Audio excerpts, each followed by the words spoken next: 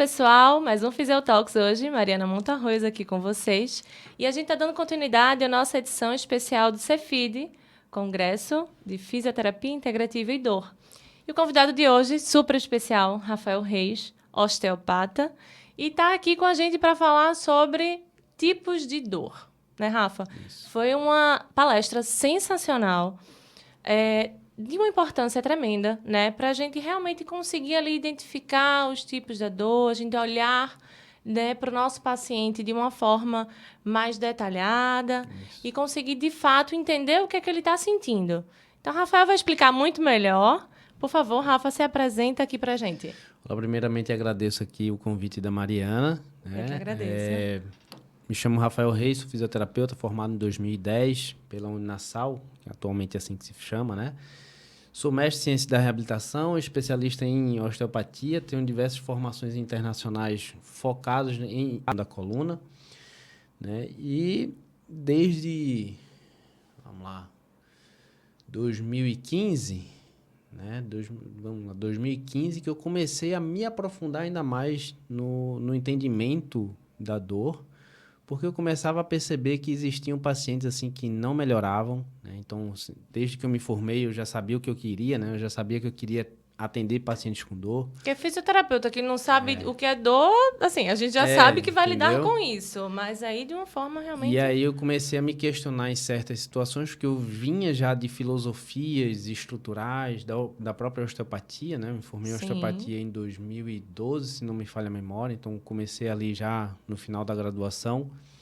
E eu comecei a perceber que existia ali um padrão de certos pacientes em não melhorar, né? Então, eu parei um pouco ali, demorei 4, 5 anos para me questionar e entender por que certos pacientes não melhoram, né? E o que é que eu trato? O que é que eu faço? Né? Eu reabilito pessoas com dor. E aí eu comecei a me questionar, o que é que eu entendo sobre dor?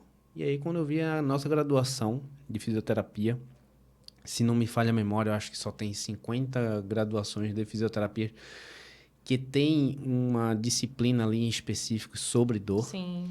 E aí eu, na graduação não aprendi nada sobre dor. Então, como é que eu me proponho a tratar algo que eu não sei o que é esse algo, né? Então, desde 2015 até os dias atuais, né? A gente está em 2025, ou seja, tem 10 anos aí que eu mergulhei, né, que eu parei assim, comecei a estudar de fato sobre dor, né, exclusivamente sobre dor, e comecei a ver vários gaps assim que o profissional da fisioterapia ele não estava capacitado a atender pacientes com dor, né? Então, o que a gente achava que acontecia, na verdade não acontecia nada. E enfim, então eu busquei entender mais de prática baseada em evidência, busquei a saber interpretar mais artigos, isso me abriu cada vez mais a cabeça, Perfeito. né? Me Muito fez além dos livros, né, Rafa? pensar mais fora da caixa. Comecei a entender alguns modelos, algumas abordagens específicas para condições dolorosas, né? E aí entrei no mestrado, fiz o meu projeto em cima de dor cervical crônica inespecífica, né? Já defendi o mestrado, né, em 2023, 24, não me lembro agora, recentemente, né? E devo estar publicando aí meu manuscrito, meu projeto, que foi justamente será, né, o primeiro estudo qualitativo que investigou ali as experiências de pessoas com dor no pescoço na América Latina. Que Né? máximo! A gente até hoje não tem nenhum dado assim e assim, os resultados, esperem que os resultados vão ser assim surpreendentes sobre as falas do paciente, que a gente como clínico tende a ler muito estudo de intervenção, né? Eu quero saber se essa técnica aqui de fato funciona, e a gente esquece a gente quer saber da solução, né? E a gente esquece de entender como que é a experiência da pessoa com aquela condição. E isso importa tanto para o manejo, de saber utilizar as ferramentas. Por exemplo, se eu tenho um martelo aqui, mas eu entendo que esse martelo para aquela pessoa pode gerar uma experiência diferente do que geraria numa segunda pessoa, eu vou introduzir esse martelo de uma maneira diferente. Porque eu entendo a experiência. Então, pouca gente lê estudos qualitativos, mas desde que eu fiz o meu projeto, comecei a ver a importância de ler estudo qualitativo, de saber a experiência do paciente sobre a condição, tanto como clínico, quanto como empreendedor. Sim. Porque eu começo a entender o que é que o paciente espera de um tratamento, eu começo a entender quais são as crenças dele sobre a condição. Não é só problema, solução, né? É Isso. também a forma com que você vai fazer a experiência dele durante todo aquele processo, né? O que cada um... E não é à toa que a gente tem inúmeras escalas de dor, né? A gente tem várias escalas onde a gente pode estar fazendo essa avaliação. E como cada um expressa a sua dor. Muitas vezes, vamos dizer, é a mesma doença, a mesma patologia. Mas os pacientes eles vão relatar de forma diferente, até porque não é nada...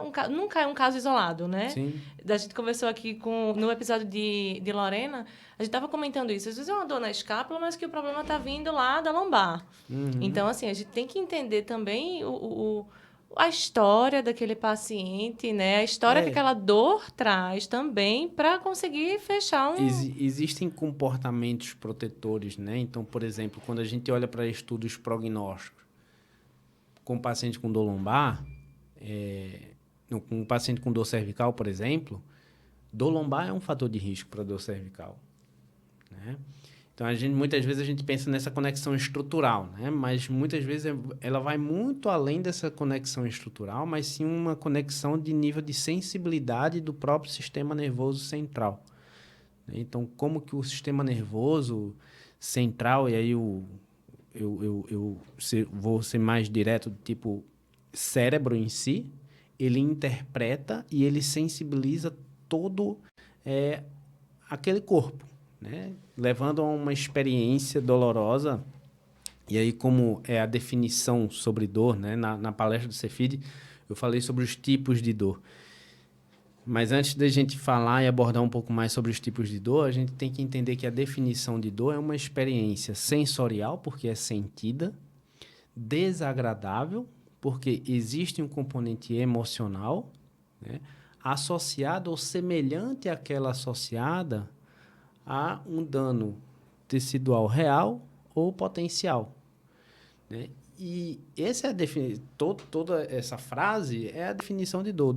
Se a gente sair no meio da rua aqui e perguntar para as pessoas o que é dor para elas, eu arrisco dizer que talvez 10% das pessoas vão dizer que é um problema na estrutura.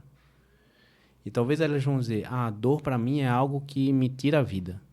Dor para mim é algo que me tira a esperança de viver. Dor para mim é algo que me afasta da família. Dor para mim é algo que me afasta do trabalho. Limitante totalmente. Né? Isso. Ou seja, existe um sofrimento além do componente físico. Então, por isso que dentro da definição, a dor ela é sensorial, porque ela é sentida, né? Mas ela também é uma experiência desagradável, né? Emocional. Então, toda dor é emocional? Quando a gente fala isso, não quer dizer que a dor vem da cabeça do paciente. Sim. Não é uma questão psicológica, não é uma dor mas psicológica. Chega a ser emocional. Mas seja uma dor, por exemplo, que você pisou ali num prego e tem um componente físico, mas vai ter um componente emocional da pessoa ficar com medo de pisar o pé ali porque pisou no prego, de talvez ficar chateado, dependendo da importância. Imagina, se é uma pessoa que gosta de jogar futebol, então pisou no prego ali, está sentindo a dor, a probabilidade é que essa pessoa sinta muito mais dor do que uma pessoa que não joga bola. Né? Cara, isso aí realmente... Porque o pé para a pessoa que joga bola é muito mais importante do que uma pessoa que é sedentária, por exemplo. É verdade. Entendeu? Então, o nível de sofrimento, a intensidade de dor pode ser parecida para os dois. Mas o nível de sofrimento vai ser diferente. E esse sofrimento, ele interfere na intensidade da dor. Os estudos já têm mostrado isso. Que a intensidade da dor ela não é influenciada só pelo tamanho do dano, mas sim pelo nível de sofrimento que esse dano também interfere na vida dessa pessoa. Perfeito. Entendeu?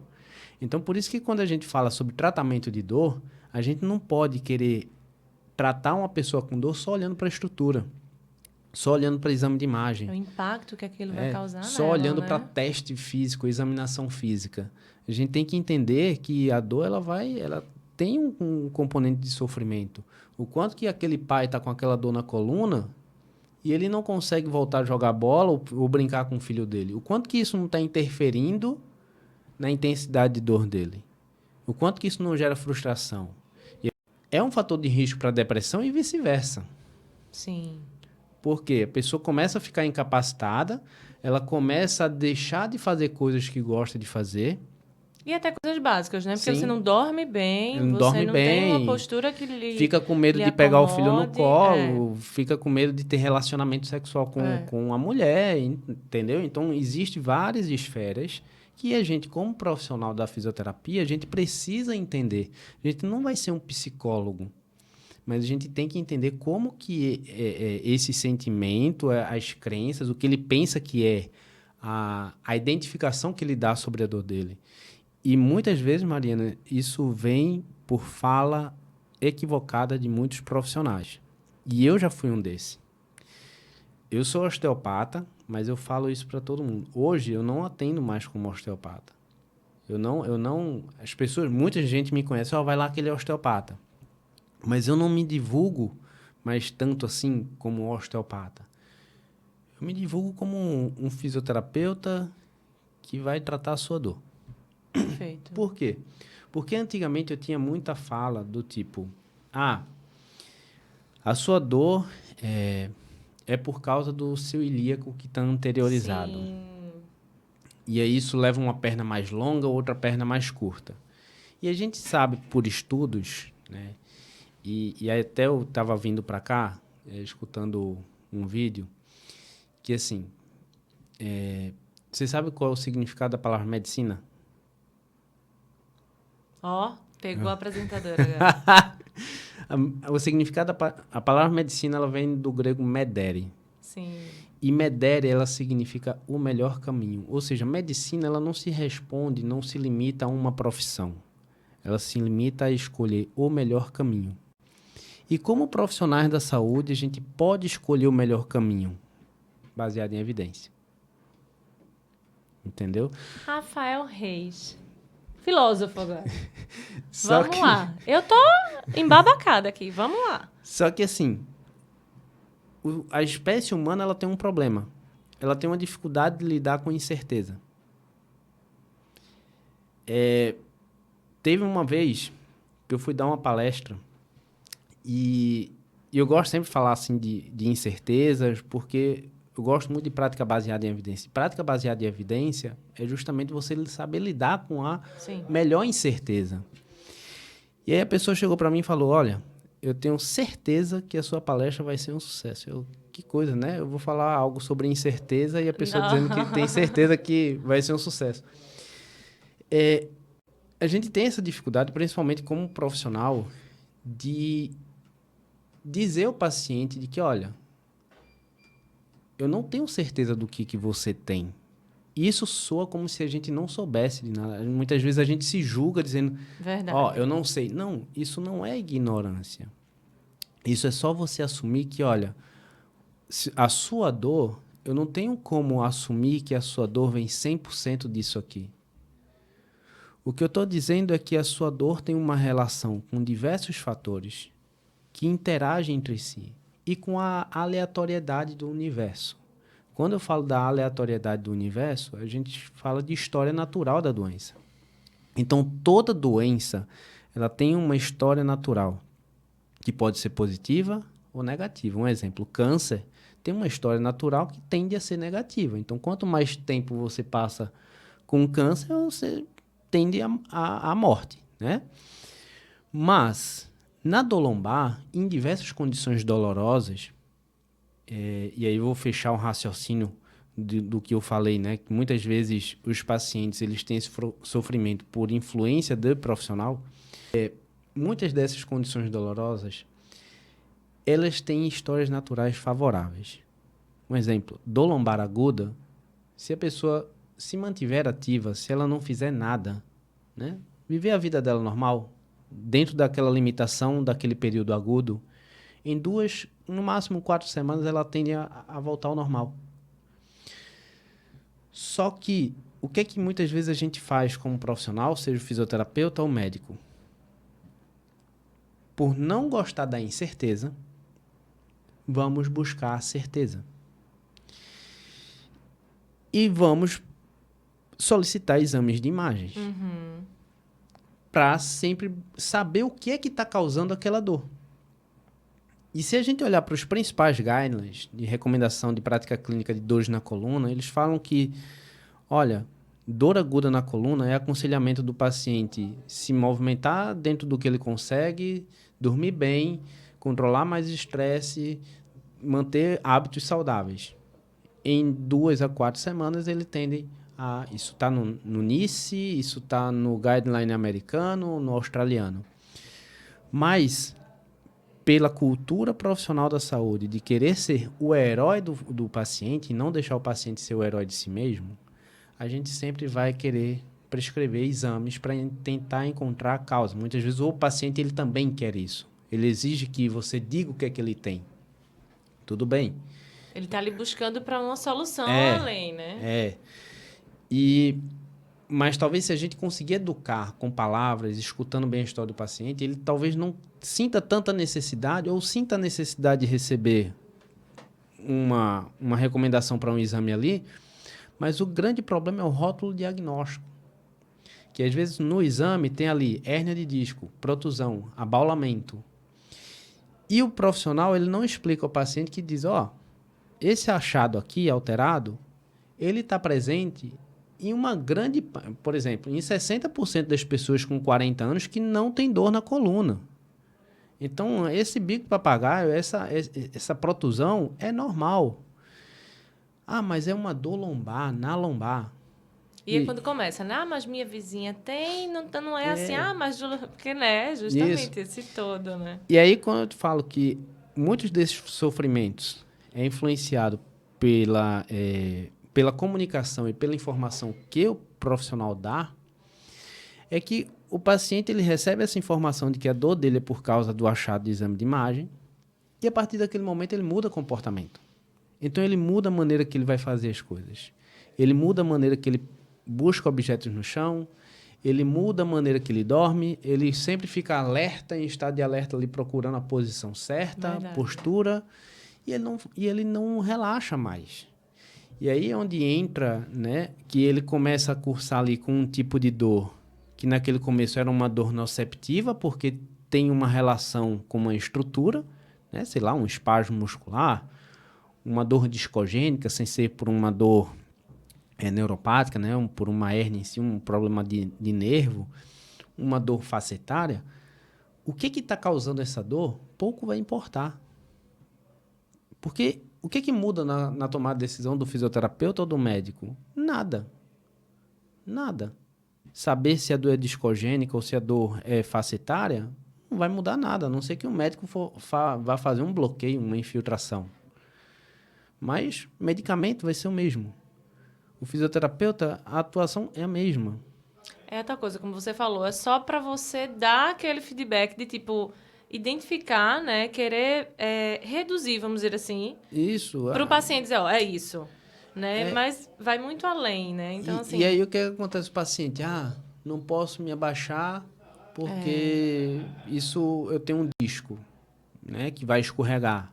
Eu tenho pacientes que os médicos falaram, você não pode pegar peso porque seu disco está degenerando, isso vai degenerar ainda mais o seu disco. Qual é a tendência dele?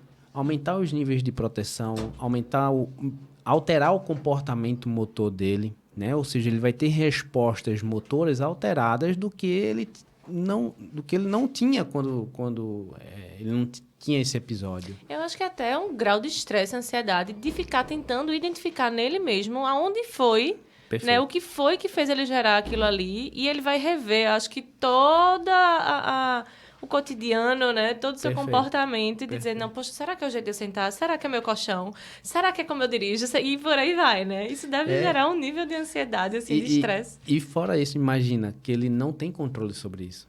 Você falou muito certo agora, quanto que isso gera de nível de ansiedade e, ao mesmo tempo, o quanto que a falta do controle dele sobre os sintomas também não amplifica ainda mais essa ansiedade. Entendeu? Do tipo, às vezes o paciente, ele tem uma ansiedade não porque ele é uma pessoa ansiosa, mas porque ele não consegue ter controle sobre a dor dele. Isso gera um espectro de ansiedade nele, que acaba que a gente vê que a ansiedade é um dos fatores de risco para a cronificação da dor, né? Então, num caso desse, se a gente olhar para os mecanismos ali de dor, dos fenótipos, é um paciente que ele tinha um predomínio de dor nociceptiva, porque é uma dor que está relacionada à ativação de nociceptores em tecidos não neurais, né? Então, é uma dor que a fonte ali é um componente músculo-esquelético, seja músculo, articulação, ligamento, né? Face em si, e que não está associado ao tecido neural, isso amplifica e ativa aquele nociceptor. Isso é uma dor nociceptiva, né? Tá, você olha ali, é uma dor localizada. Pode ter também uma dor referida, né? Ou uma mecanosensibilidade, porque são dores que, apesar de irradiar, mas a fonte da dor é uma estrutura musculoesquelética, uma estrutura muscular, óssea, tendínea. É uma dor que pode ter algum componente de inflamação ou não, né? Não necessariamente tem inflamação, mas é uma dor que o alvo é o tecido somático, né? Só que essa dor, ela pode cursar esse fenótipo de dor nociceptivo, né? Que é uma dor que existe uma lesão, existe um dano, né? Existe uma alteração nociva, né? Por exemplo, entorse do tornozelo, Sim. né? Um prego que entra. A dor, a localização da dor é uma dor que o paciente consegue localizar, não é uma dor difusa, não é uma dor muitas vezes pontual. É uma dor com característica, por exemplo, cansada, latejante, pesada. Então, geralmente o paciente descreve isso, estou com as costas meio cansadas, aquele peso, aquele aperto. Isso é uma característica de uma dor nociceptiva. Mas essa dor nociceptiva, quando ela está envolvida ou ela se instala num software, ou seja, numa pessoa que já tem um terreno fértil para cronificar, que seria, por exemplo, uma pessoa teve uma dor, mas é uma pessoa que tem, sei lá, depressão, ou tem uma tendência depressiva, é uma pessoa que tem pânico, é uma pessoa que já é ansiosa, entende? É uma pessoa que tem pensamentos catastróficos, ou seja, pensamentos negativos, ruminação, amplificação, né? E até sem ser o contexto todo psicológico, assim, mas vamos para os... vamos dizer assim, né? Os inimigos do movimento.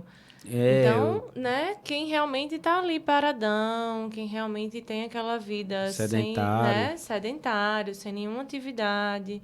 Vem uma dorzinha assim, vem uma situação diferente e pronto, o corpo já diz, tô vivo, né? Tô aqui. Tem uma variável, né, que chama autoeficácia. Pessoas com baixa autoeficácia, elas tendem a cronificar. Que é o quê? É a capacidade do indivíduo de enfrentar aquela condição. Eu sou uma pessoa com alta autoeficácia. Isso também é um problema, isso não é uma coisa boa, não. Porque é aquela pessoa provocativa. Geralmente atletas, pessoas que são têm um nível de atividade física muito alto, geralmente elas tendem a ter um padrão assim, ser muito provocativo. Que é aquela pessoa que, sei lá, tá com o volume de treino lá em cima e não quer parar de treinar. Estressa o corpo para não se estressar, né? Sei lá, a gente tá em febre agora de maratona, a galera quer correr, e aí começa a aumentar o volume, né? E aí começa a sentir uma dor, e essa dor é uma dor nociceptiva que necessitava de repouso. Mas por quê? Porque é uma pessoa que tem um padrão provocativo. Essa pessoa, o repouso vai ser bom. Mas isso não é a grande maioria das pessoas. A grande maioria das pessoas com dor são pessoas que não gostam de atividade. E quando eu falo de atividade, atividade física, existe ali um lado, alguns estudos mostrando que não é fator de prevenção de dor, atividade física. Mas exercício físico, sim. São coisas diferentes. A população, ela acha que, vou ali só fazer uma caminhada. vou fazer uma caminhada para não ter dor. Aí quando ela tem dor. Não, mas o que de fato reduz risco de dor não é atividade física, é exercício físico. Qual é a diferença? Atividade física você pode fazer até em casa, Livre.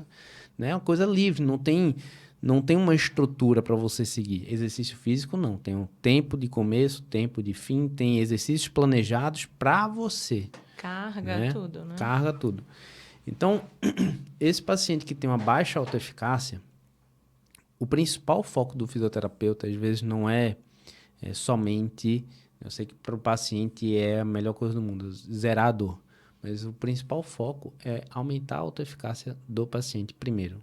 Ou seja, se você vê que é um paciente, e aí eu vou mostrar isso no fenótipo de dor nociplástica. Você vê que é um paciente que tem uma dor persistente e que com poucos movimentos que ele faz, ele dá uma melhorada na dor, é um paciente que ele precisa fazer algum tipo de exercício físico, exercício terapêutico. Só que ele tem uma baixa autoeficácia. E aí é onde entra o fisioterapeuta para entender o porquê que existe essa baixa autoeficácia. Muitas vezes essa baixa de autoeficácia, o paciente ele não enxerga motivação, que é um motivo para a ação, para fazer exercício físico.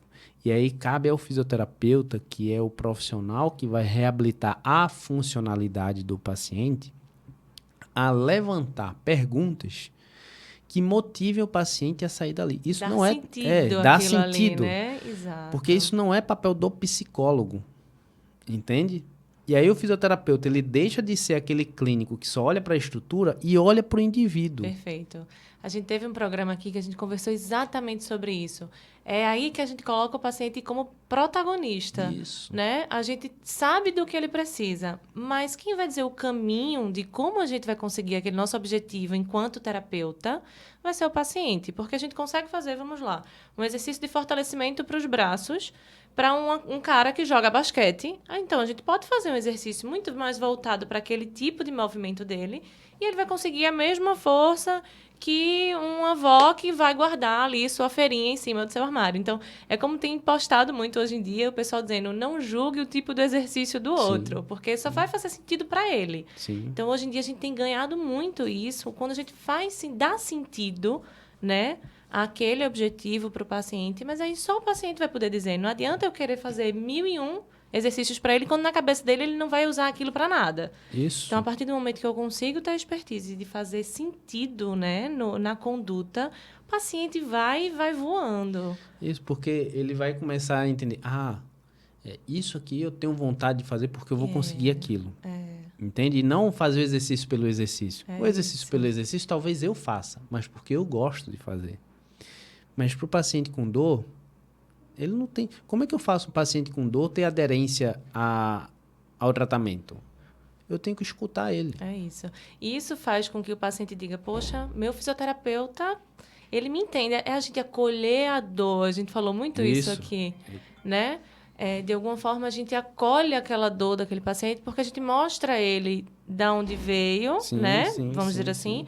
Dá sentido a ela, porque uma coisa que a gente também conversou aqui com Lorena e com Pedro, que tende muito a todo mundo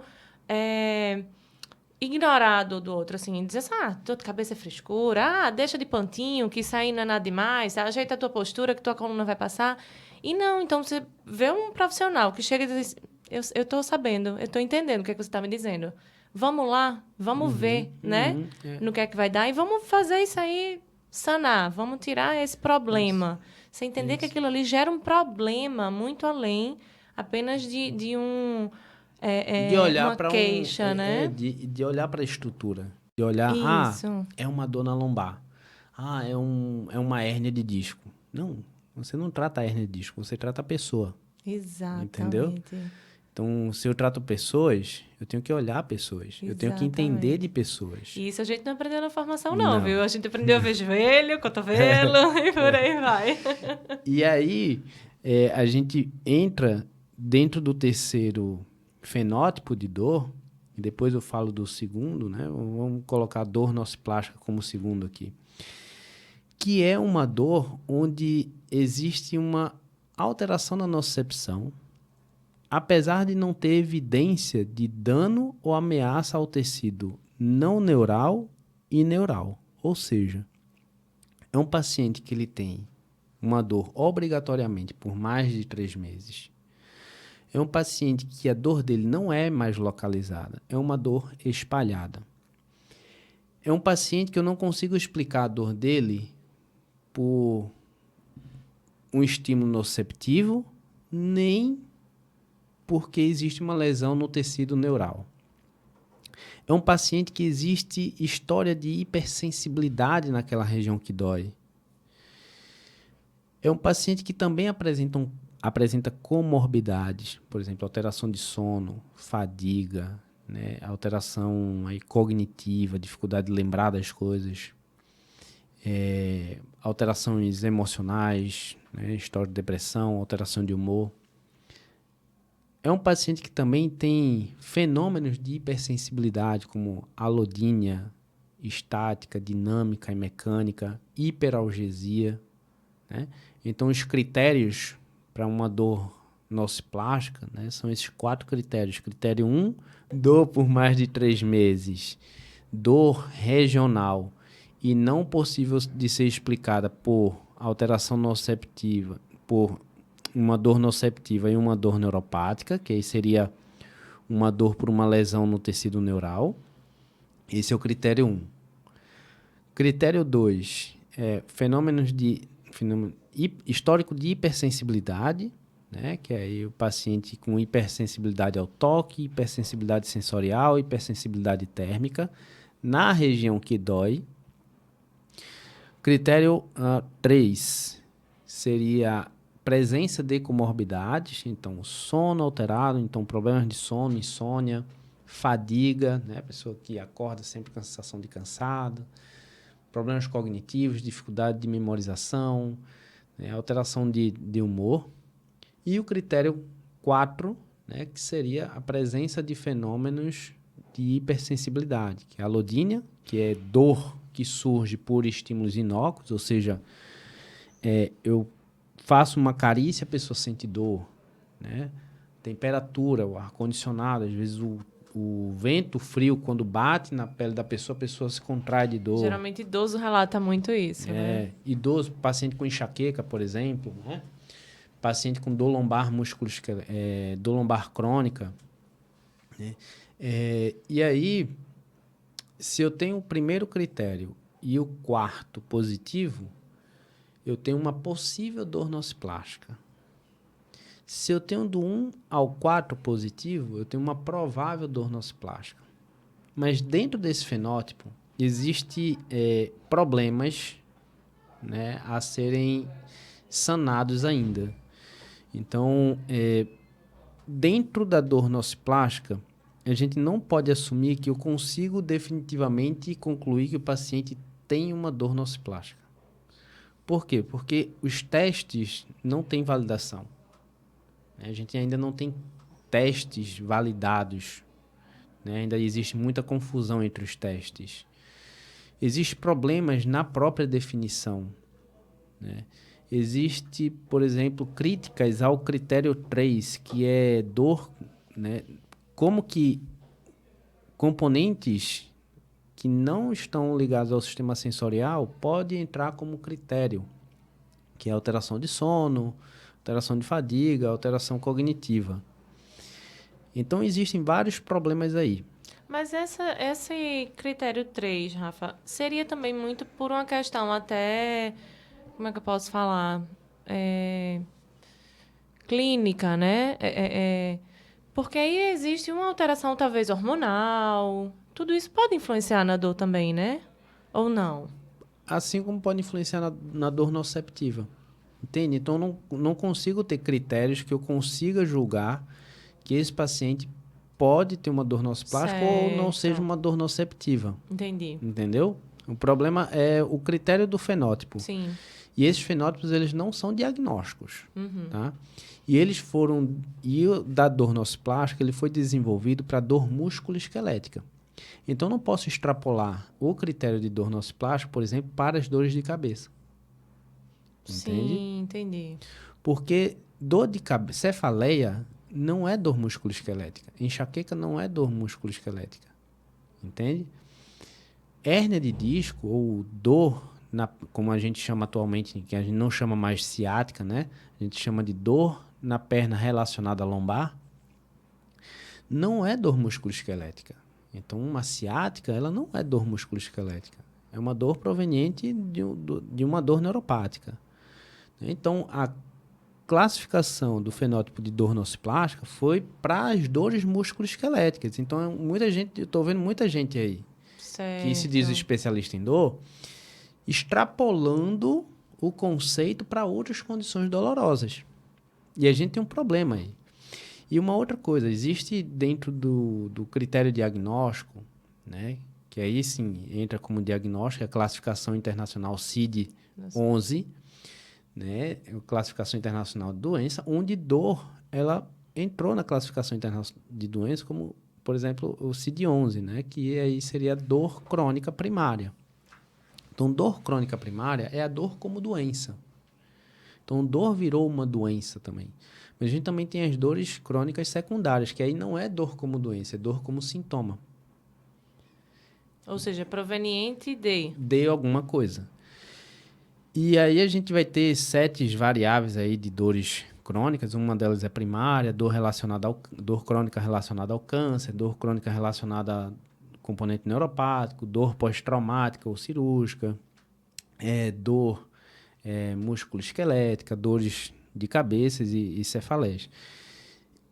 Essas são as dores crônicas, né? E veja que existe uma segmentação clara. E aí o que é que muita gente tem feito? Pega o fenótipo de dor nociplástica e dizer, muita gente, na falta de aceitar a incerteza, dizer que a dor crônica primária, o mecanismo por trás dela seria a dor nociplástica. E não é. Entende? Por quê? A ideia do CID-11 é para classificar a dor como doença ou como sintoma e não dizer qual o mecanismo por trás. É para que os profissionais consigam conversar entre si. Olha, esse paciente tem esse diagnóstico aqui, ó, CID-11. Para que a abordagem seja mais fechada, né? E não a gente extrapolar, o paciente que tem dor crônica primária, ele tem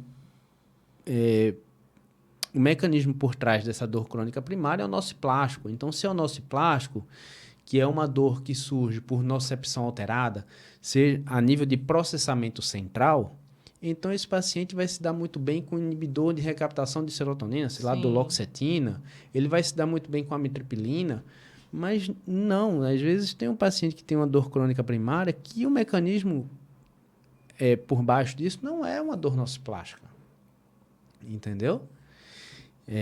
Por exemplo, uma enxaqueca.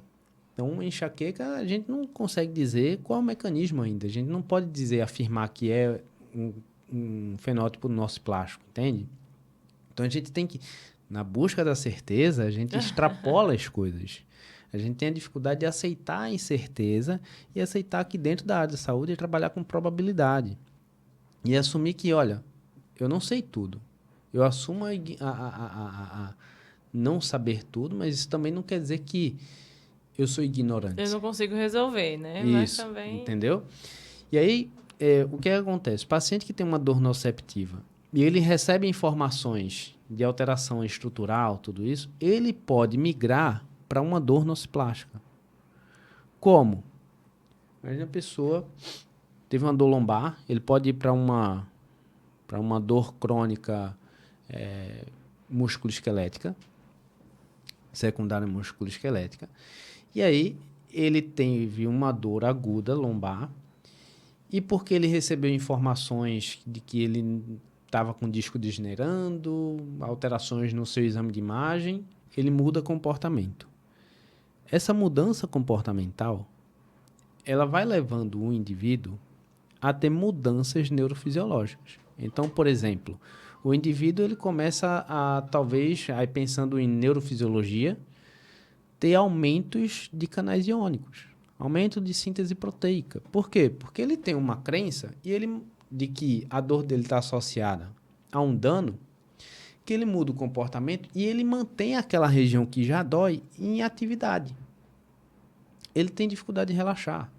Então, por ele mudar o comportamento dele, começa a pegar objetos no chão com a postura mais ereta, né? Porque ele tem medo de que dobrar a coluna, isso fisgue ainda mais o nervo dele, ele começa a ter uma mudança a nível cortical, ou seja, áreas do sistema nervoso central mudam, não é que o cérebro diminui, mas mudam a sua atividade, começa a ter uma plasticidade neural, e aí aquelas vias de dor que foram conectadas no primeiro momento, elas começam a se conversar cada vez mais, né, através de sinapses ali, e essa comunicação se mantém. E aí você gerou uma plasticidade neural. Então, você manteve essa via aberta. E aí, o paciente ele migra de uma dor nociceptiva para uma dor nociplástica. Caramba, tipo, é procurar problema ali Isso. e realmente fazer, né? E qual a importância de saber disso? A abordagem muda? Muda, porque no primeiro momento, a abordagem talvez mais mecânica funcionasse. Mas agora, só mecânica não vai funcionar. Você vai precisar educar esse paciente melhor. Você vai precisar utilizar estratégias de exposição gradual com ele. Você vai precisar fazer com que ele entenda que aquele movimento não é uma ameaça para ele. E aí existem maneiras de se fazer isso, né? Então, aí sim o paciente vai começando a ver que, olha, peraí, dobrar a coluna, relaxar as costas não é ruim. Chega quase uma cinesiofobia ali também, isso, né? Entendeu? Que é esse medo irracional de fazer movimento. Então, a minha abordagem com o paciente vai mudar. O tratamento medicamentoso muda? Também muda. Entendeu? Isso eu estou falando de um paciente com dor nociplástica, se a gente for subclassificar, que a gente nem deve estar fazendo isso, mas uma dor nociplástica aumentada, né? Que seria estímulos nociceptivos chegando ali na medula e sendo amplificado ali. Ao invés de entrar um e sair um, não, entra um e sai 4. Né? Então, aquele estímulo, quando chega na medula, ele é amplificado. Ou uma dor nociplástica verdadeira, que aí seria uma segunda subcategoria. Mas muita gente fica, mas tem a dor nociceptiva química inflamatória, química não inflamatória e por manutenção tissular. Por que eu não abordei isso aqui? Primeiro, não existem critérios diagnósticos ou critérios definidos para dor nociceptiva. Se não tem critérios definidos para dor nociceptiva, como é que eu estou subclassificando algo que nem critérios definidos tem? Tá entendendo? Sim. É a mesma coisa da dor nociplástica. Se existem problemas no critério do macro, como é que eu vou subdividir algo que já tem um... Entendeu? Então, é complicado isso. Né? Mas a gente sempre em busca da certeza. É verdade. A dificuldade de saber lidar com a incerteza e esperar que as evidências vão mostrando o melhor caminho. A gente quer sempre achar a bala de prata. É verdade. A gente sempre quer saber qual é o próximo, né? A próxima pedra filosofal aí para... verdade. Mas às vezes o grande ponto tá a gente ser paciente, a gente engajar mais o paciente. Isso é muito mais difícil do que a gente, e aí dentro de um mercado tem um posicionamento sobre isso, por exemplo, querer injetar alguma coisa no paciente, que existe agora essa grande rixa dentro da profissão, né? Muitas vezes, muita gente indo para o lado dos injetáveis no tratamento da dor. E eu sou super contra isso, porque se a gente não consegue saber prescrever exercício, que se a gente olhar para o néctar das evidências, o que é a melhor abordagem para tratar a dor? Né? Dor musculoesquelética. Exercício. E por que a gente está vendo vários médicos indo para essa área... Também que se invertendo as coisas, né? E eu vendo fisioterapeuta que era para estar cada vez mais se abraçando ali, aprendendo cada vez mais a saber prescrever exercício para paciente, porque parece que prescrição de exercício é assim, 3 séries de 10. Né? Por que 3 séries de 10? Por que não 3 séries de 12, não, de 15? Isso aí foi um boom, ele explodiu a cabeça de todo mundo no congresso. Quando ele chegou assim, você sabe por que você faz 3 séries de 10? Todo mundo... Pronto. 50 minutos de silêncio total. Então, Menino, eu acho que aquilo deu uma inquietude no povo de um jeito assim que... por que 3 de 10 e não 3 de 6, 3 de 4? Sabe? Ah, não, 3 de 10. Tá, mas vem de onde esse 10? Sabe? Então, para muitos pacientes meus, eu faço 2 séries de 4 repetições. Ah, mas por quê? Por causa da carga, por causa da dose, por causa daquilo. O paciente tem isso, tem aquilo, eu vou começar com... A dosagem importa. Sim. É igual uma pessoa que vai tomar um pregabalina, ele começa tomando pregabalina de 75 miligramas? Não. Vai começar ali, 25, 50. Ah, não tá resolvendo? Aumenta a dose. A progressão, E a gente não pensa em dose. Porque o mesmo exercício que você prescreveu ali, ele não pode ter feito por causa da dose que você deu. Ou ele mesmo pode ser ruim por causa da dose que você deu. Um exercício que seria excelente para o paciente, mas você errou a dose. E Paciente aí vem uma coisa muito básica, né, Rafa? Que eu acho que crucial, não só para fisioterapia, a avaliação, né? a avaliação Se você pula uma avaliação, assim, ou se você tenta fazer uma avaliação de uma forma básica e acha que o que vai ser a chave do seu atendimento é, de fato, o protocolo que você vai montar, como você monta alguma coisa, outra coisa. Como é que você chega no detalhe, no mínimo, se você não entender o macro, né? Por isso que entender o fenótipo de dor, ele vai ter uma importância, mas a gente também não pode romantizar as coisas demais. Então, se é uma dor nociceptiva, eu sei que tem um componente tecidual ali envolvido. A dose vai importar que se eu sei que tem um componente tecidual envolvido, a carga vai ser baixa. Talvez a carga eu vou precisar modular com carga externa, ou com amplitude, ou com cadência. Existem diversas maneiras que eu vou modular aquela dose. Se é uma dor nociplástica, onde não tem um dano tecidual, a dose também vai ser muito importante. Eu não vou fazer repouso com o paciente, mas eu tenho um tecido que está sensibilizado. Eu preciso fazer tempo dependente e não dor dependente, entende? É igual um pós-cirúrgico, é o quê? Uma dor nociceptiva. Eu vou fazer dor dependente. Mas um paciente com uma fibromialgia, eu vou fazer tempo dependente. Entende? Então, mesmo que, mas está doendo, tá? Mas eu quero que você aumente a tolerância. Se você faz uma caminhada e dói o seu corpo nessa caminhada por 5 minutos, eu quero que você sinta a mesma dor, só que durante 15 minutos. Porque se você fizer 15 minutos de caminhada sentindo a mesma dor, isso já é muito positivo. Por quê? Eu sei que eu não piorei você. Entende? E o fisioterapeuta ele fica pensando, caramba, mas a dor não melhorou. Mas pera, talvez você não piorou a dor. E é um paciente com fibromialgia. Cara, esse raciocínio aí foi fantástico, viu? Entendeu? Não é em relação a nível, é em relação a tempo de tolerância, né? E não é o paciente... Por isso que eu tenho que entender quem é o paciente. Perfeito. Qual o fenótipo? Entende? É um paciente com dor neuropática, né? Que aí seria o terceiro descritor. Que é um paciente que tem uma dor relacionada a uma doença ou lesão do sistema somatosensorial. Ou seja, do próprio cérebro em si. Então, dentro de uma estrutura de hierarquia, né? Se eu tenho uma lesão no sistema somatosensorial, eu estou lesionando o topo da pirâmide. O rei do negócio. O rei do negócio. Então, por isso que hérnias de disco verdadeiras doem tanto. Neuralgia do trigêmeo é uma das piores dores do mundo, porque envolve lesão de nervo. E aí, muita gente não sabe, mas até hoje, para os meus pacientes lá, eu fiz uns fatos e mitos, né, sobre dor ciática. O fato de você ter ali no exame de imagem uma compressão no nervo, isso não quer dizer que você tem dor por causa daquilo ali. Porque a compressão, ela não é o motivo pelo qual a raiz ou o nervo na lombar vai doer. O paciente precisa existir inflamação. O que faz o nervo doer é a inflamação e não a compressão. E no exame de imagem mostra o quê? Compressão. A compressão. Entendeu? Então, por isso que o exame de imagem, ele nunca vai ser o rei do negócio. Esse foi, viu?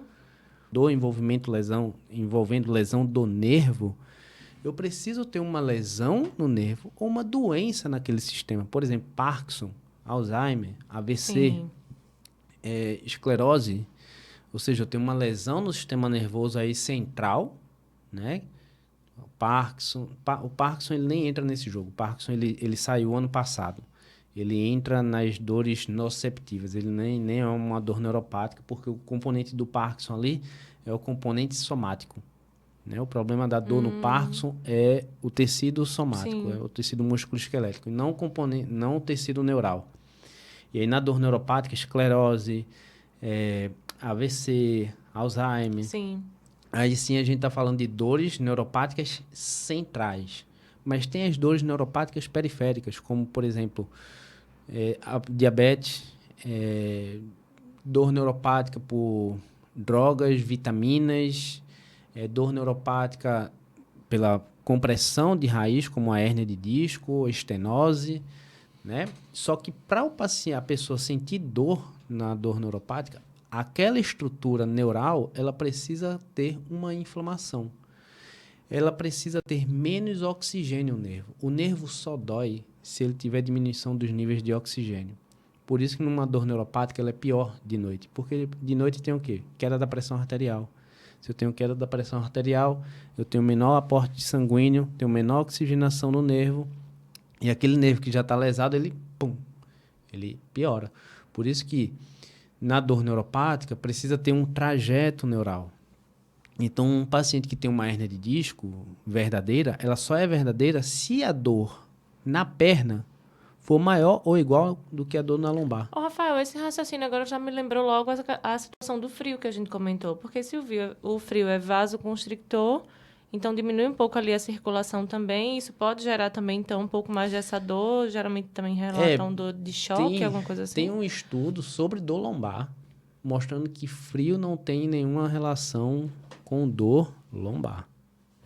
Mas para as dores reumáticas, de artrite, né, as hipóteses é que no frio a gente tende a contrair mais, a gente tende a ficar mais rígido. E aí, por exemplo, no artrite reumatoide, né, no osteoartrose que tem um componente nociceptivo, você tem mais rigidez com o componente nociceptivo, você vai tender a sentir mais dor. Então, vamos dizer que é mais para uma questão mecânica e não tão fisiológica, vamos dizer agora, assim. se é uma pessoa que tem uma alodínia térmica, por exemplo, Certo. com a dor nociplástica, eu já tive muitos pacientes com dor cervical que falam assim, quando eu estou num ambiente mais frio, meu pescoço dói, minha cabeça começa a latejar. Então, é um paciente que tem uma alodínia térmica, ou seja, que o frio sensibiliza essa pessoa. Uhum. Aí, para essa pessoa, existe um mecanismo térmico que o frio também lhe dói. Né? O frio abaixo de 15 graus, a tendência é que ele doe com pessoas saudáveis. Uhum. Né? E aí, pessoas que já têm essa disfunção térmica, né, acaba que o frio pode ser um agravante. Né? Mas, assim, existem evidências sobre o frio causar dor.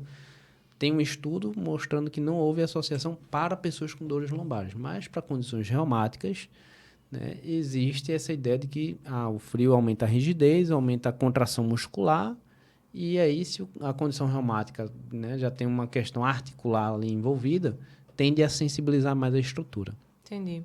Entendeu? E aí, na dor neuropática, né, essa dor que está relacionada a uma lesão tecidual, a recomendação é que a gente não faça, por exemplo, alongamentos, nem estímulos compressivos na região. Né? Alguns medicamentos vão ser muito bem-vindos, como pregabalina, gabapentina, né? Até anti-inflamatório. Por quê? Porque o paciente, se ele tem uma irritação química, né, o anti-inflamatório ele vai ter um benefício ali. Mas o pregabalina também, ele vai também ter um benefício porque o pregabalina ele atua a nível do sistema nervoso central. E na dor neuropática, o paciente ele precisa ter uma dor com trajeto neuroanatomicamente plausível e descritores neuropáticos envolvidos. Então, o paciente ele te relata que a sensação da dor é uma pinicada, é um formigamento, é uma dormência, é uma dor elétrica, é uma dor em choque, é uma dor lancinante. Então, essas são as características. O paciente ele fala, é uma dor que corre para a perna, mas como que é a sensação? É uma dor pesada. Não sei se é neuropático, não. Mas tem uma hérnia de disco. Tá, mas a sensação da dor não tem um descritor neuropático. Né? E aí, isso torna... se a dor tem um trajeto neuroanatomicamente plausível, então não é uma dor que corre na perna, mas que se espalha, mas que ela percorre um trajeto específico. O paciente ele tem descritores neuropáticos envolvidos ao longo dessa dor, né? Então, aí a gente já tem uma possível dor neuropática, né? E aí, obviamente, né, confirmando com, por exemplo, testes provocativos de nervo, testes sensoriais positivos, né, alteração de miótomo, dermátomo. E aí existem instrumentos, por exemplo, o que é que eu vejo muita gente avaliando pacientes com dor na coluna, com dor radicular, né, com dor neuropática. Vai fazer um teste sensorial com a mão. Aí eu pergunto, isso eu falo que os meus alunos, né, faziam isso. Aí eu pergunto, aí você está avaliando o toque ou a temperatura? Galera, hã? Aí eu, porque a sua mão tem temperatura. Aí a galera, nunca parei para pensar nisso. Eu, porque às vezes você pode estar avaliando um paciente que ele está com alteração sensorial disfuncional, mas a sensação térmica dele está íntegra. Então, ele consegue sentir a sua mão do mesmo jeito. Então, tem instrumentos para avaliar o componente sensorial. Tem instrumentos que a gente vai avaliar o componente sensorial, dinâmico e estático. E é importante você ter medidas objetivas. Por exemplo, eu utilizo muito alguns monofilamentos. E esses monofilamentos têm cargas. E aí eu utilizo uma carga específica naquele dermátomo, o paciente não sente. Aí eu utilizo uma carga maior, o paciente sente. Opa, eu já sei que existe aqui uma carga que o paciente não sente e que se o meu tratamento fizer ele voltar a sentir, eu sei que ele está respondendo e que ele está evoluindo. Isso faz eu monitorar para que ele não evolua de uma dor neuropática para uma radiculopatia, que é uma outra condição, que é uma condição que não está relacionada à dor, é uma condição que está relacionada a uma doença do sistema neural, né? Nervoso ali. Então, paciente que tem uma radiculopatia importante. Então, eu faço toda essa triagem. Se o paciente dá positivo, é uma provável dor neuropática. E aí eu vou confirmar com testes. Por exemplo, dor neuropática, se eu penso em uma dor neuropática em extremidades por neuropatias compressivas, periféricas, melhor teste é biópsia de pele. A galera, vou fazer eletroneuromiografia. Eu falo, vê só, a eletroneuro, ela capta fibras nervosas de grandes calibres, mielinizadas. E qual o grande problema da dor neuropática periférica por aprisionamento, como na diabetes? São as fibras pequenas, fibras C e a delta. Minha avó já fez umas 3 vezes esse exame. Ela fez, mas eu já disse que isso me incomoda. E ela tem, né? A diabetes dela não é tão alterada, mas ela tem.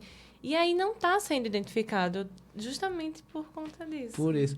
Porque o que acontece? A eletroneuro, ela capta as fibras de grande calibre, mas não capta as fibras de pequeno calibre. Que as fibras de pequeno calibre só vai ser captada na biópsia de pele. E quantos médicos, neurologistas, eu até hoje não vi um. Eu que mando o paciente, eu preciso que esse paciente faça uma biópsia de pele, porque vai lá, faz e... Eita, é mesmo, tá aqui, fibras alteradas, fibras C ou A delta alteradas. O medicamento vai precisar mudar. Volta lá no seu médico e o medicamento vai precisar mudar. Às vezes a gente vai ter que começar a trabalhar mais força, mais equilíbrio, mais exercício aeróbico, entendeu? Para mudar a densidade de potência das fibras, entende? Mudar a alimentação, porque aí, neuropatia diabética, a alimentação tem uma relação muito grande. Vou precisar que você vá no nutricionista. Então, quando você... Veja só, o papel do fisioterapeuta, quando ele entende... Eu tô ela toda nisso aí que você está falando agora. Quando o fisioterapeuta, ele entende, ele deixa de ser um massagista isso aí. ou um aplicador de técnicas para ser um cara que tem uma baita de uma capacidade de ter um raciocínio clínico quando você vai avaliar um paciente com dor. Deixa de ser o do choquinho, né? O cara do choquinho, o cara do ultrassonzinho ali, né? Que qualquer um faz. Você tem que ser pago não pelo que você faz, mas pela capacidade do seu raciocínio. É isso mesmo. Porque manipular qualquer um... Tem gente que não tem meio jeito, mas se treinar, vai ter jeito para manipular. Mas o que é que me diferencia? É a capacidade da minha tomada de decisão baseado em entender o que o paciente tem, a avaliação do paciente. E aí, na dor neuropática, você parte, né, para exames de imagens, aí a ressonância vai ser importante para confirmar. Veja, a ressonância só entra no final, para eu confirmar, porque eu fiz uma série de testes que está dando positivo. Então, vamos confirmar aqui com a ressonância. Mas se os testes dessem negativos, não ia precisar eu chegar na ressonância. Entende? E aí, sim, confirmando com o teste, a dor neuropática dos 3 mecanismos, né, o nociceptivo, nociplástico e neuropático, é a única que é definitiva. Aí eu consigo dizer, definitivamente o paciente tem um predomínio de dor neuropático. E por que eu falo predomínio? Porque não significa que ele só tem aquilo. Não vem só, né? Ele pode ser um paciente que tem uma dor neuropática, mas ele também pode ter um componente nociplástico. Eu digo que dor é da galera, assim, dor nunca vem só, sempre carrega E aí, alguma por coisa. exemplo, dentro desse predomínio, só que nesse momento, predominantemente aqui está sendo a dor neuropática do que a nociplástica. Daqui a 2 semanas, isso pode mudar. Entendeu? O componente neuropático do paciente melhorou, mas agora o componente nociplástico está maior. Entende? A mesma coisa na dor nociceptiva. Ele pode ter um predomínio nociceptivo, por exemplo, paciente que tem dor lombar e vai para a perna, e ele tem dor intensa nos 2 locais, ele pode ter um componente discogênico, articular, localizado, e também um componente neuropático, que é aquele que está indo para a perna, que é o que eu, como clínico, julgo ser o mais importante a ser tratado, porque é o que mais vai gerar risco de uma cirurgia naquele momento.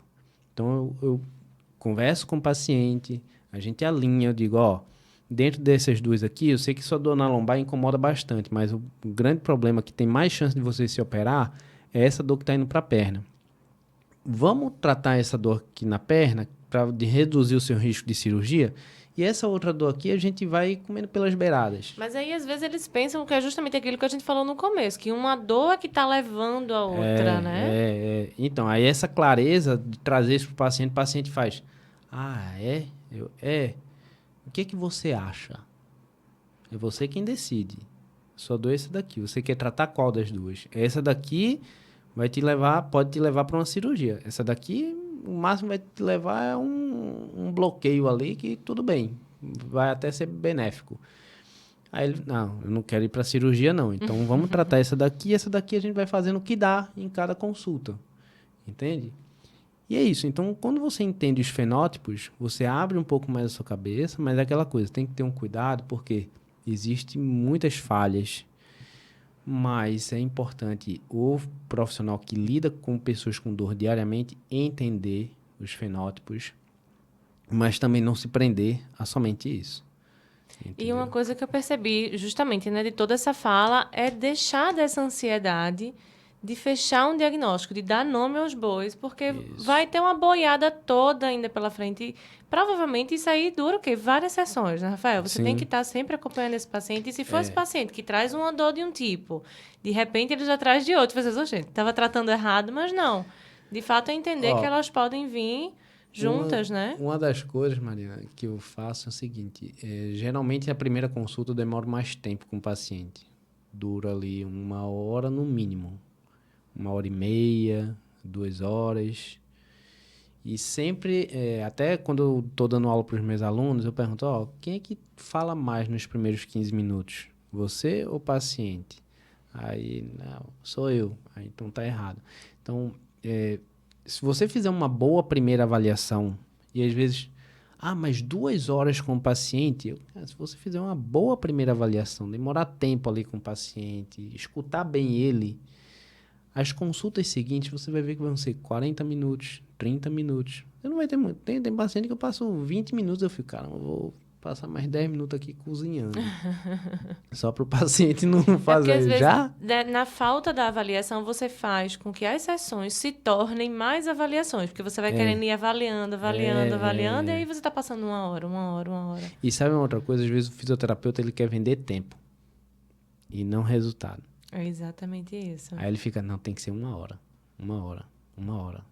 Não, você tem que demorar o tempo necessário ali para ajudar aquele paciente. Obviamente que você vai, se você começa a perceber que tem um perfil que, eu gasto mais tempo aqui, talvez o valor da sua consulta vai precisar ser mais alto e tudo bem. Você está cobrando pela hora? Então, se você passa 2 horas com o seu paciente, são 2 consultas. Mas sempre focando no resultado. Ao invés de você ficar fazendo de pingado, né? Fazer, vou fazer 1 hora aqui, 1 hora. Obviamente que nem você não vai conseguir ter a história de todo paciente ali. Você vai precisar. Isso. Mas se você ficar fracionando, né? Vou fazer só 20 minutos aqui de anamnese e o resto ficar fazendo um bocado de teste. Isso. No meu caso é o contrário.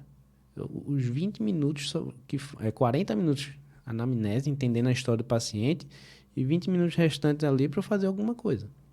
Entendeu? Aí na sessão seguinte, vejo se ficou algum gapzinho ainda, e aí já vamos botar para moer.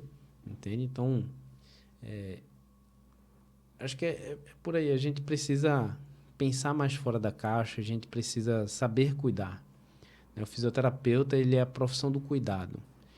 E se você não visa cuidado e visa só técnica, você vai ser um técnico. Você não vai ser fisioterapeuta, porque o fisioterapeuta ele é a arte do cuidar.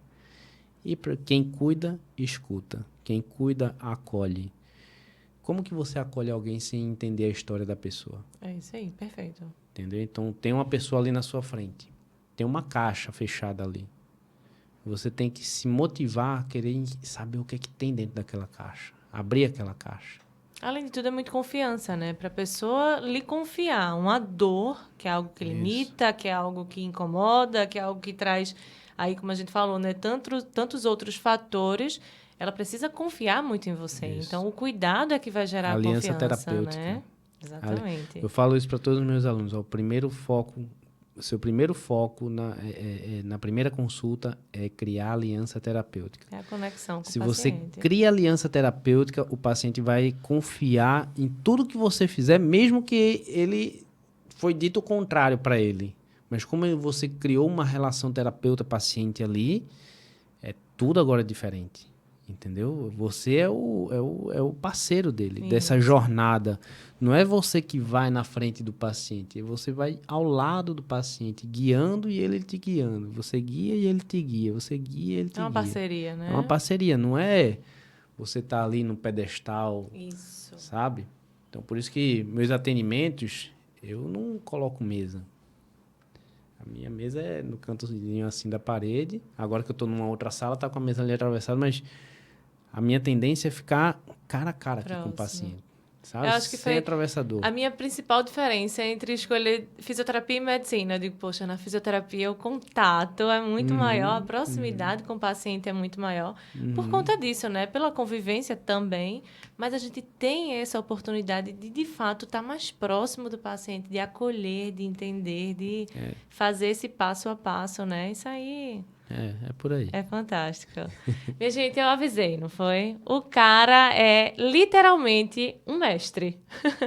E aí, Rafa tem aulas, não é isso? Rafael é um espetáculo, viu? Hoje eu vim com a tem camisa aulas aqui do Clube Dor.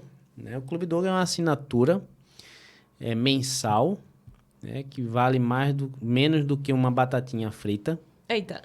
Então, a gente tem um plano anual e tem um plano mensal. O plano mensal dá R$30. A batatinha frita dá um pouco mais barato, né? Mas vale mais do que um hambúrguer. Mas no plano anual sai mais barato que uma batatinha frita, que é R$240 no plano anual. E aí você tem acesso a uma aula por semana. Então, toda semana tem uma aula sobre um tema específico de dor. Então, a gente tem aulas lá sobre tendinopatia, sobre dor em si, sobre diversas condições dolorosas. A gente está com 64 aulas, eu acho, 65 nesse exato momento. Então, quem entra hoje já tem acesso a todas as aulas dentro da plataforma. Massa. Mas as que vão vir, tem aulas com convidados, com Paulo Bastos, tem uma aula lá sobre dor Paulo visceral. vai estar aqui logo mais.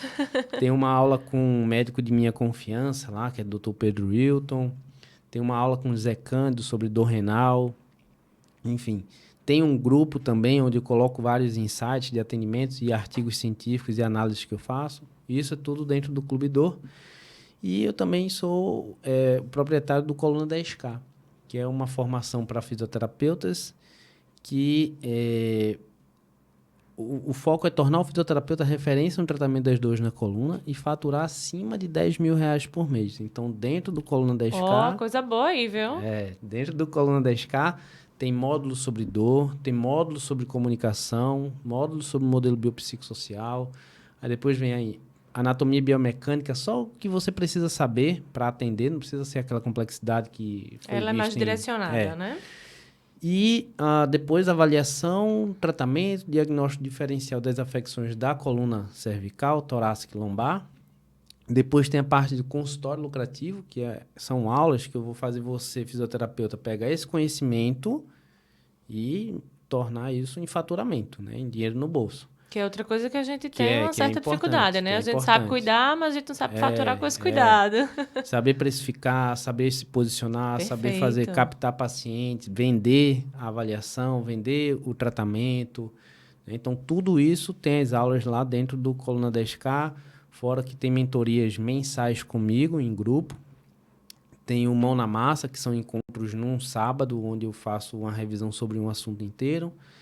Tem a comunidade no WhatsApp, que é uma comunidade aberta. Então, um aluno hoje mesmo mandou mensagem de um caso clínico. Aí eu fui lá, gravei um vídeo mostrando o que é que eu faria. Então, dentro dessa comunidade, ela é uma comunidade viva, né, dentro do WhatsApp. Insights que eu tenho, alguma técnica, eu vou, mostro, gravo, deixo lá. Massa. E é isso. Formação Coluna 10K é completinho para você sair do zero aos 10 mil por mês e se tratando condições dolorosas na coluna. Fora o valor imensurável aí de técnica, de conhecimento, isso. Rafael. Tem parte prática. Um cara super acessível, um cara super tranquilo, assim, fácil, a gente conversa fácil. Eu sou zero de coluna e, assim, de dor, mas a gente conversa, a gente entende tudo que você fala de uma forma muito clara. E isso é maravilhoso. Então, isso é o ponto-chave para um professor, para um mentor, né? A gente conseguir realmente captar aquilo que estão passando para a gente. E a gente percebe o quanto você, de fato, sabe, de quanto você entende e, muito mais do que isso, o quanto você gosta, você ama o que você faz. E aí a gente faz isso de uma forma mais leve possível, né? É impossível do outro lado não sentir. Foi fantástico, Rafa. Muito, muito obrigada mesmo pela participação hoje, tá? Parabéns mais uma vez. Isso aqui, minha gente, foi 10% do que foi o Cefid, viu? Já vai ter segunda temporada aí, já tá confirmado. Breve, André e Lorena vão estar divulgando. Não sei se a gente vai ter a sorte, o privilégio de ter Rafael novamente, mas Rafael tem Instagram, ele é bem acessível. A gente vai deixar o arroba doutor... DR Rafael Reis. No Instagram e no YouTube, no X. Tudo é DR Rafael Reis. Tudo vai estar com o link aqui embaixo. Acompanhem, a gente vai estar no YouTube, no Spotify e aí alguns trechinhos também nos Instagrams. Muito obrigada por hoje, gente. Até a próxima. Tchau, tchau. Tchau, tchau.